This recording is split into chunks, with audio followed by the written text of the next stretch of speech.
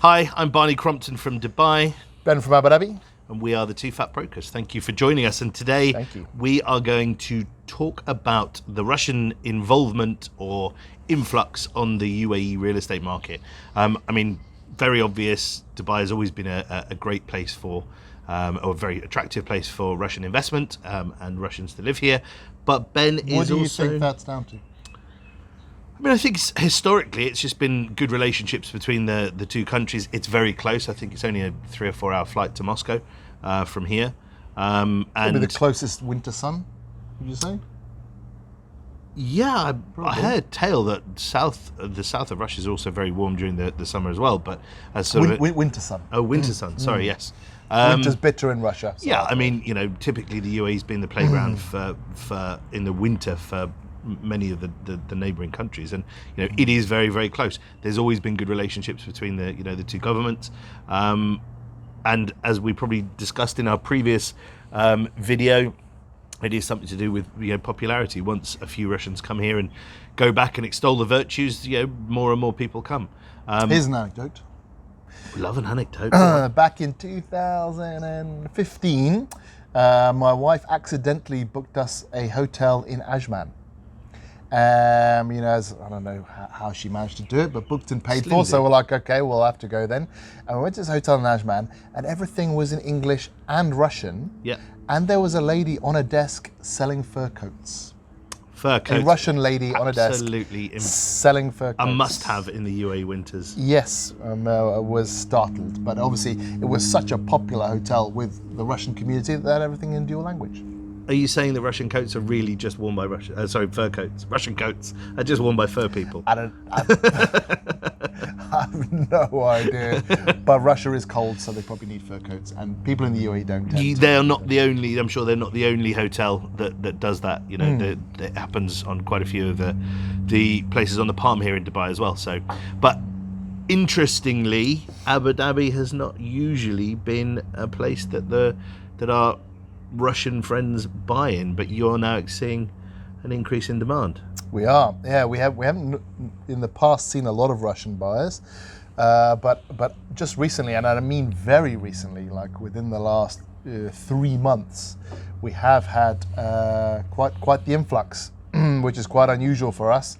Probably the reason why we haven't had a podcast about this before is because it hasn't really affected Abu Dhabi. But yeah, we're definitely seeing the impact now. And what kind of things are they looking for? Again, high-end designer sort of locations. They tend to be wealthier expats, I guess you'd say. We're not seeing many middle-class Russians. They tend to be kind of mid to upper, and they've got pretty sizable budgets and are buying all cash. And are they looking for residential or commercial? Residential. So, do you anticipate them setting up businesses in Abu Dhabi? I believe most of them are coming off the back of either businesses or government relations, I suppose you could say. Businesses that they seem to be coming in with doing business with the UAE government, or setting up businesses themselves, just on a commercial basis. And do you think that's because it's now much easier to set up and own businesses in the UAE?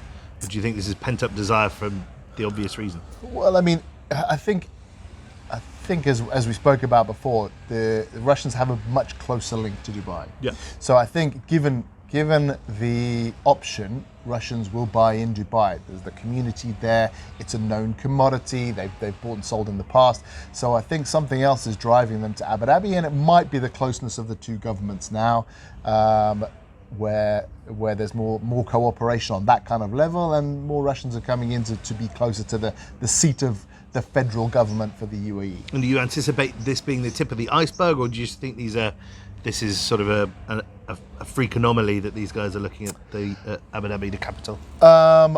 It seems to. It might well be the tip of the iceberg, because we're seeing some sizable investors coming through. The size of which we haven't seen from anywhere in the past, not Chinese, not Indian, not other expats. So this might be significant.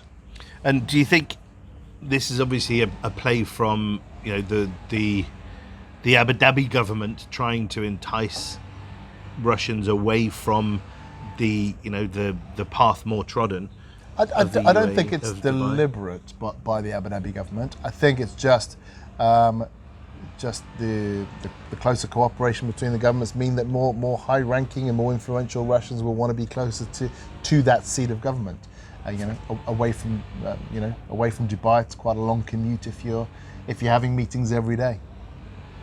Okay, I mean, from the Dubai perspective, it's more of the same that we had in 2007, 2006, when Russians always felt that Dubai was a really good place. Interestingly, one of the major downward pressures we had on the market, other than the obvious issues that were global in 2008, 2009, was a huge sell-off from Russians, and it drove home the amount of real estate Russians had invested in Dubai.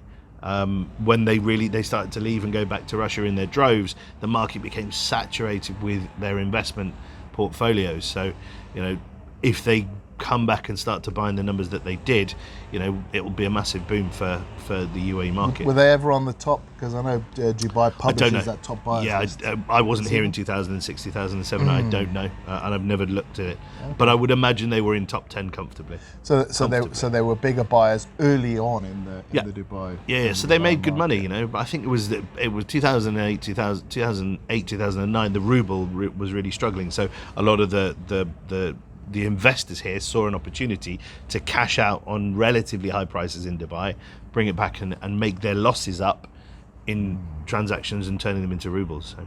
Yeah, because there's obviously the connection that the UAE and Russia have through OPEC and OPEC Plus, and basically the petrodollars and where they get their money from, and their interest in the oil and gas markets. There's a lot of relationships that have built up over the years, just being in the same area of business. Gazprom had and still have offices here, but they had full floors, a couple of full floors where they had their head offices in the UAE were in Dubai. They're not here now, I don't think, but I'm sure they'll be coming back.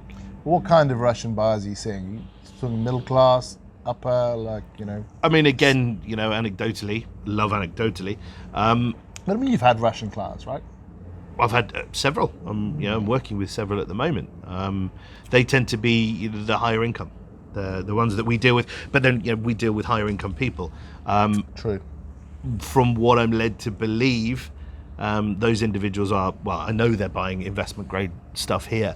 I don't know much about the mid-income populace of Russians that are moving here, but no doubt there are many. No doubt. I mean, anecdotally, you hear of lots of Russians buying? I do. Yeah? Love an anecdote, yeah. So are they coming here again for business, or is it a holiday home, an investment? I mean, obviously, removing the obvious elephant in the room, a lot of people There's an elephant in this room? Obviously, people are so.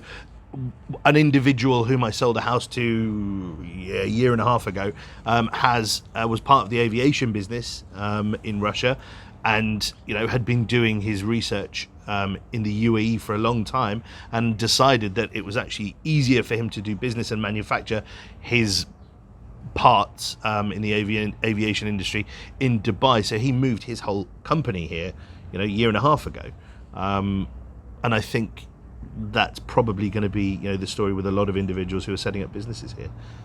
So you think they're bringing their businesses over?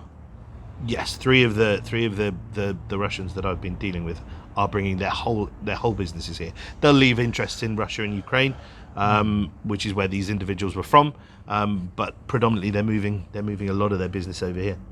I think there's the expectation.